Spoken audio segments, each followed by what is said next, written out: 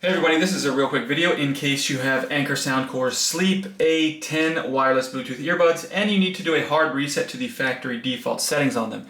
You're going to want to do this reset for one of two reasons. The first one is troubleshooting. If these earbuds are not working for any reason, if they are not connecting with your phone or other device, or they're not pairing or syncing with Bluetooth, or if the left earbud is not working or the right earbud is not working, so you're only getting sound out of one ear, a factory reset can fix a lot of these issues. If you can't get them fixed and you decide to just buy a new set of earbuds, I'll go ahead and put a link in the description to a great set of earbuds at a great price. Anyways, the second reason you might want to do this is just for whatever reason you want to delete all of the pairing history off of it and all the settings so that you can start fresh like these earbuds are just coming out of the box. We can go ahead and do this. It's really easy. Just make sure, just go ahead and put your earbuds in the case as shown here with the case open and make sure everything has a decent charge on it. Don't try to do this with the batteries dead.